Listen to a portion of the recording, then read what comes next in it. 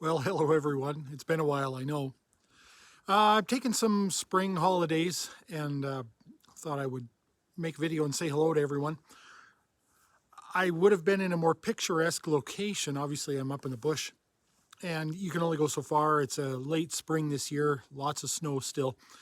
And I found a really picturesque spot where there's quite a bit of snow yet, some big old bear tracks in the snow.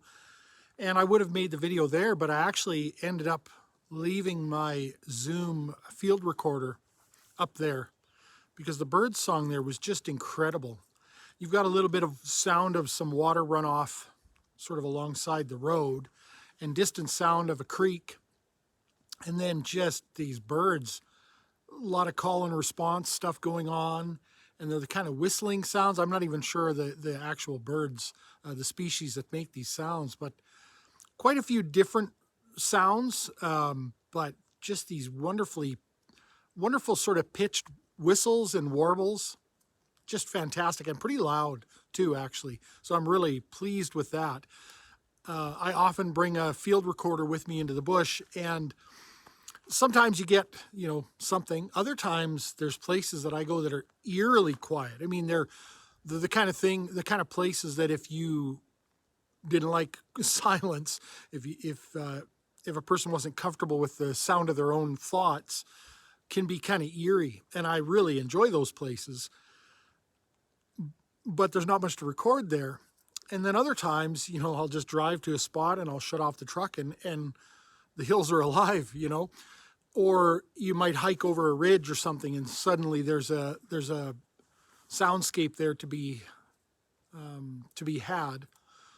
Last year I was in a fairly high altitude early in the winter. So there was snow on the ground. I was traipsing through snow to get there. It was probably about 1.5 feet of snow up in the bush.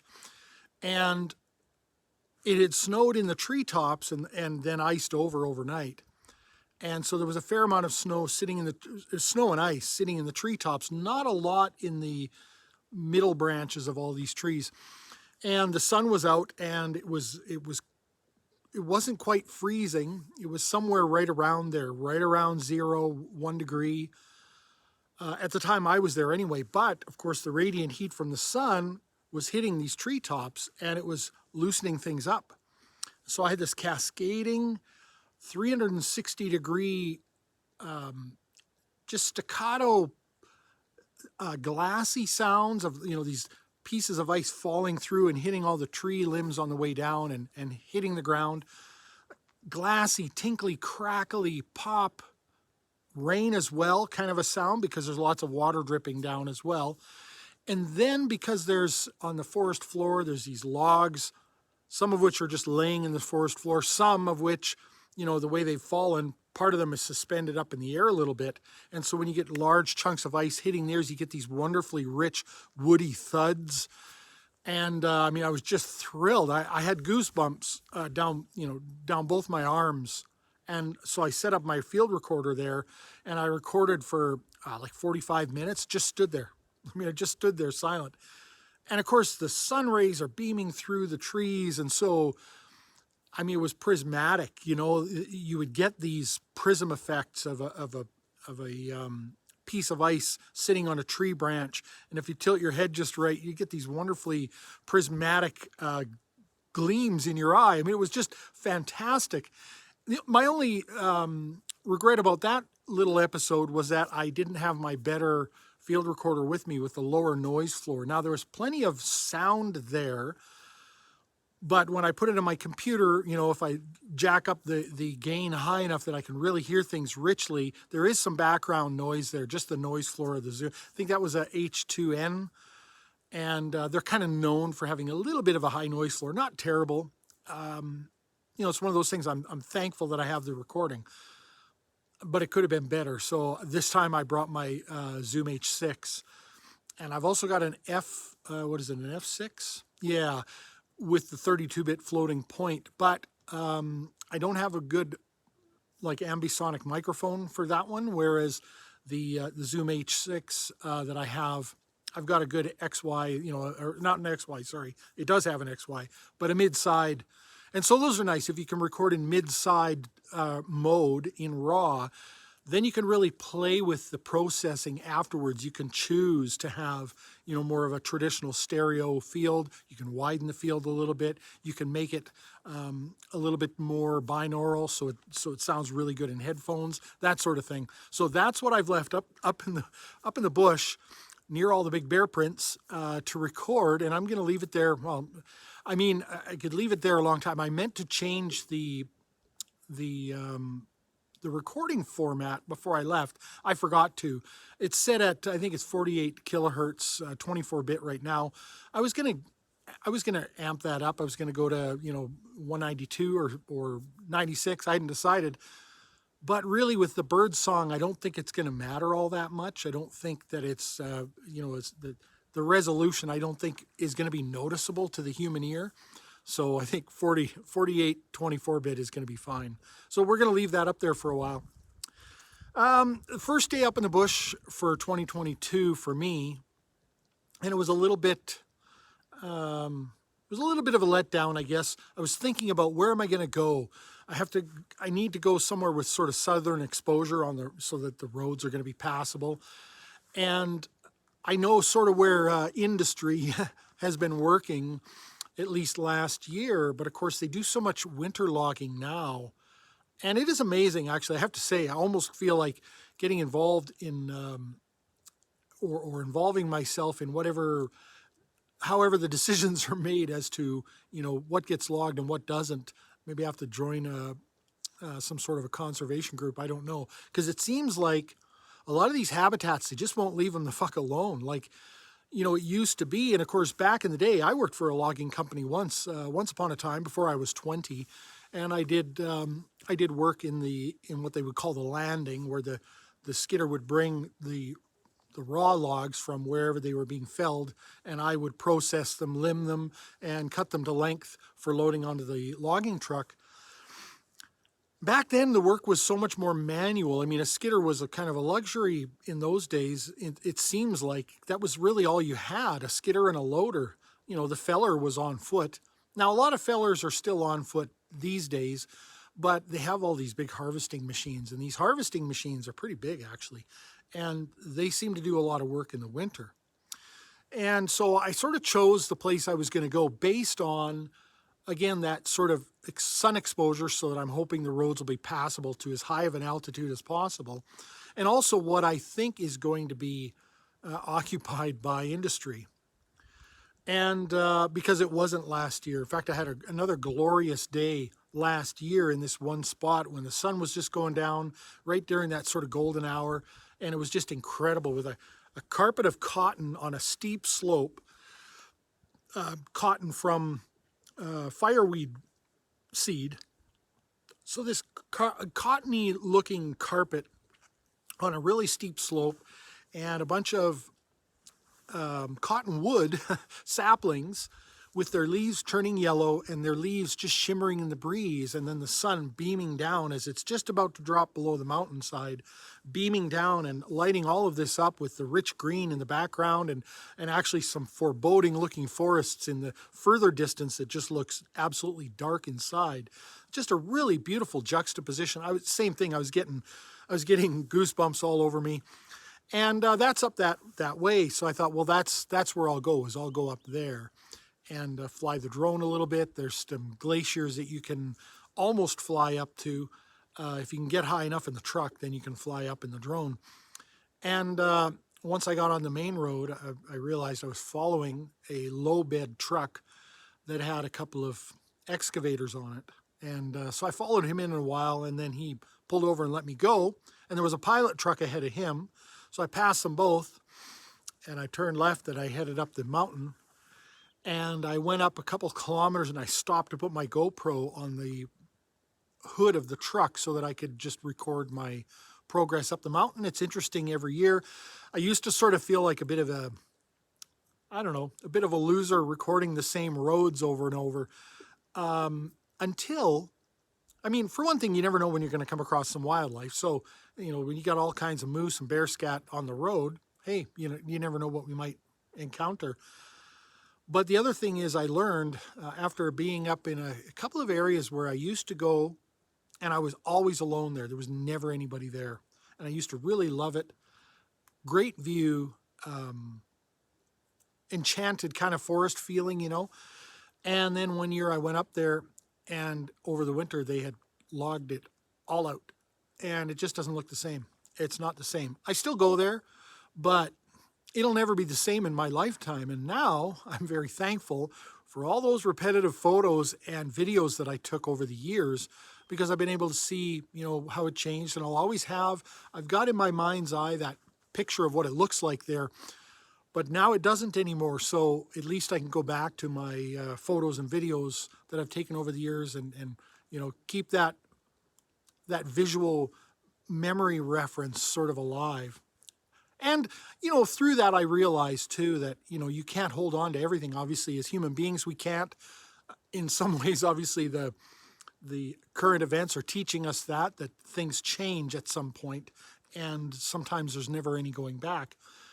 And then I sort of come to the realization, I may have talked about this in a video previous, but I come to the realization, of course, that life is about experience. You don't get to hold on to everything. And to have had those experiences, and I remember when I first discovered that place that's since been logged over, and it was just magical. It's just, it's Shangri-La to me. And so I've had those experiences, and it's time for new experiences. It's time to find other magical places and that sort of thing. And I will always have that experience to remember and think about and ponder. And of course, a lot of important things in my life happened while I used to go up there for reflection during my fall holidays. And so, you know, it's got those sort of memory feeling tones to it that will always be refreshed by these photographs. So anyway, I went up a couple kilometers, set up my GoPro on the hood of the truck, and I'm about ready to link it to my phone and whatnot so I can remote control it. And I hear someone coming, and I'm like, it's those guys, the low bed truck and the other truck, the pilot truck. They're coming up behind me. So I I fire up the truck and I duck off the road onto a side road, and a guy comes and pulls right in behind me. I guess they're going onto that side road. Of all the places up here in the bush where I can go, and for the rest of the day I haven't seen anybody, I could pull onto the one side road that these guys are going on. So I back out and zip up the hill.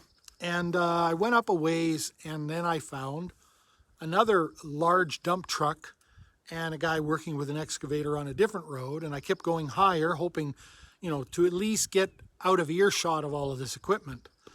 Not that I want to be up there, but I don't want to spend a bunch of time searching for, you know, it takes a while, you know, obviously to go from artery to artery to artery up in the bush here, especially if you're climbing it all. You know, you can expend a lot of time and energy and expensive fuel trying to get to somewhere.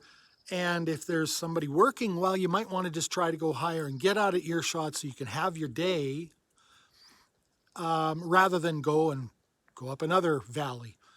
And so I kept going further, and then there's a truck right in the middle of the road with a sign saying active felling is, you know, in progress, and call by radio for clearance. They're not on the road, but they're felling trees close enough to the road. It's just like, I'm not gonna bother the guy and get him to move his truck and all of that. And then I'm probably, if I can't go that much higher before I hit the snow line, I might be listening to chainsaws, and I don't want to listen to chainsaws and equipment. So I turned around and I went up this way, which this way was busy last year, and it looks like they've maybe moved on. They are doing some brushing on the main road way down in the valley floor, but that can go anywhere. That can serve any one of these roads. So anyway, I drove again up to the snow line, and it was just a beautiful, beautiful cacophony of bird song up there. And so I left my wave recorder up there to do its magic, and it'll be interesting to see, because when I got there, I got out of the truck and they're just going crazy, and I thought, oh, this is wonderful. And then I thought, you know, I should mellow and temper my activities here because I don't want them to stop. And I set up the recorder and I let it go for a while, and they didn't seem to be too daunted by me, but they did taper off after a while. And so then I thought, okay, well, let's start a new recording and I'll just leave. And so it'll be interesting to review that recording and see what it's like. I like that for ambience, of course, but also many of you probably don't know, but I am sort of an amateur musician, and I always have been. I was self-taught piano player when I was early teens, probably before, maybe even before I was a teenager.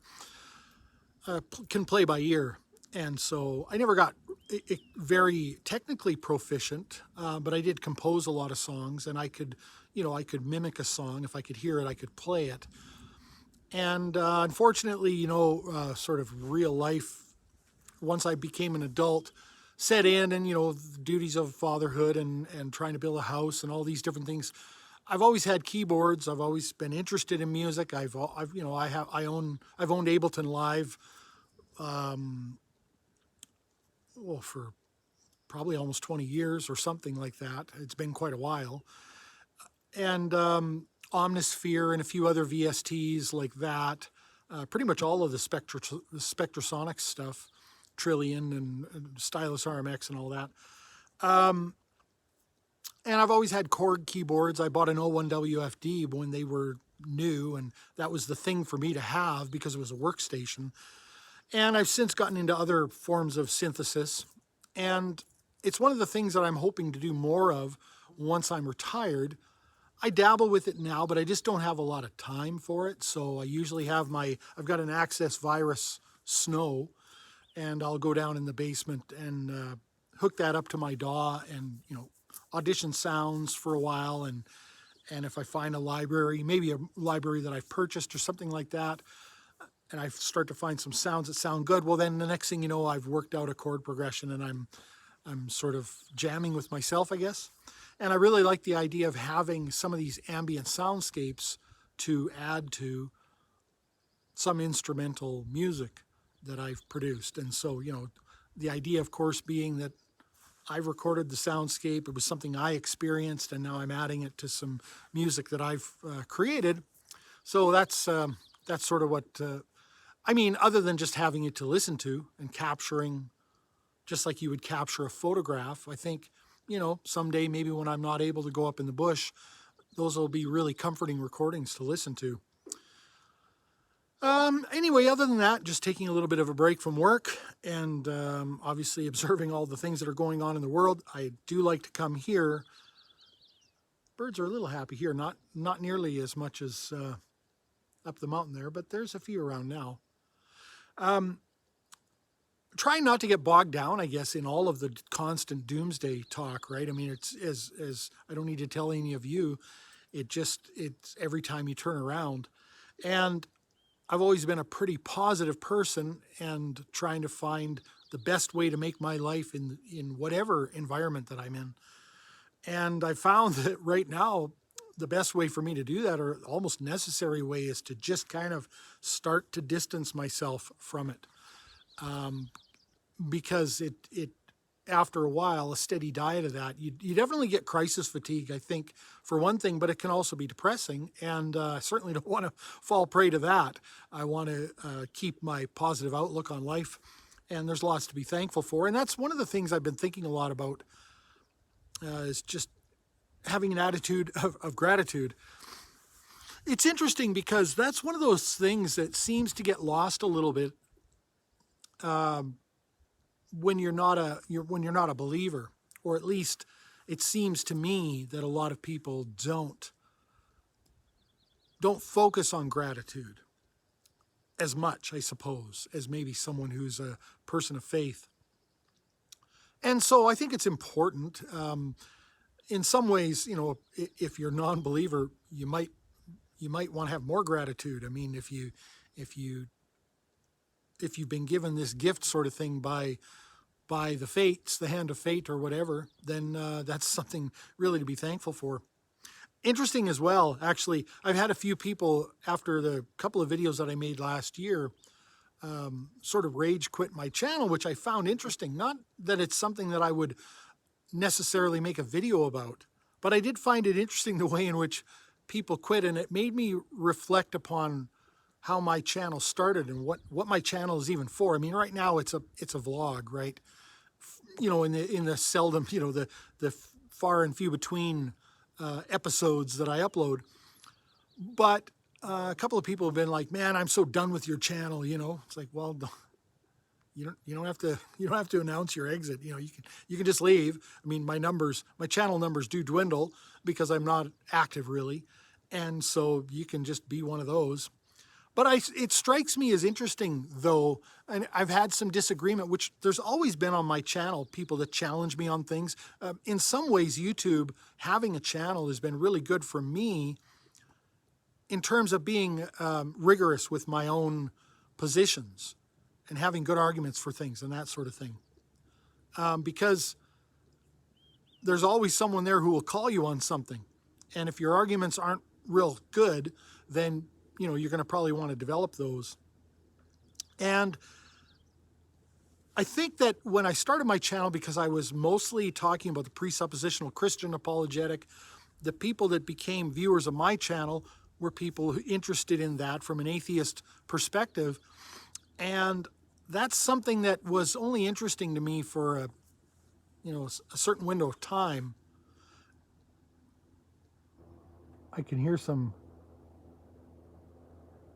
almost sounds like a helicopter. Yeah, it almost sounds like a helicopter. There is industry up here.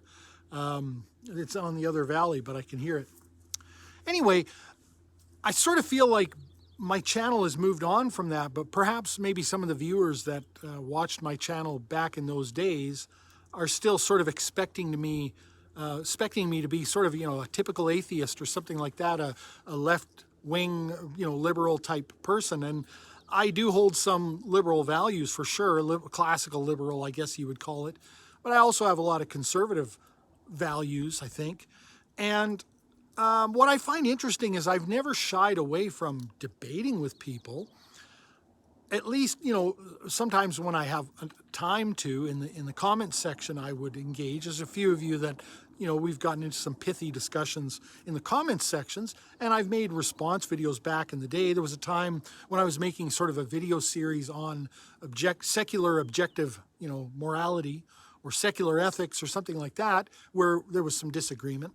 But it just seemed to me like the people who were sort of quitting and announcing their departure were expecting to be in some sort of a echo chamber. And I guess when it wasn't one, when they weren't seeing their beliefs or positions or views reflected back to them, they sort of said, "I am out of here. So done with your channel." It's just kind of odd to me. I heard I think it was a doctor here in Canada once being interviewed. It was sort of one of these guys who had a few positions on the early lockdown and health strategy, situation in the early parts of the pandemic. And I think he's since been vindicated, but he was talking about how he was being vilified and being censored and shut down in the early days of that for his views. And he had said something that struck me as being a good observation. And that is, he said, we're not very good at disagreeing with each other these days. And of course, what he meant, I think, by that was not necessarily the content of the disagreement, but our ability to respectfully disagree, to make good arguments, to give each other a hearing, and to approach the best of our opponent's arguments, not some straw man, piece of shit version, et cetera, et cetera.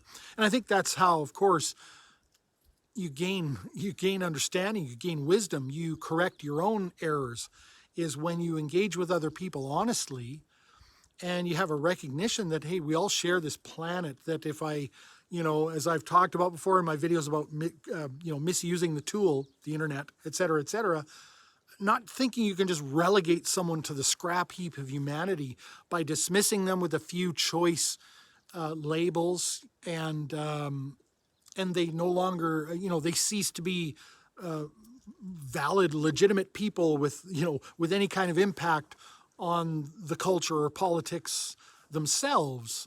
And obviously, I think that's a mistake. And I think that guy is right. I think we have, to some degree, we, as a culture, have lost our ability to disagree well. And I think disagreement is actually a hallmark. It's one of the hallmarks of the Enlightenment, rigorous and vigorous debate, that sort of thing. And, the marketplace of ideas, all of that stuff, right? And I've even had some arguments with people on my channel about this idea that, sometimes ideas are so dangerous that, you need a censorship arm to control those. And of course, that's one of those things where you're going to be for that until you're against it.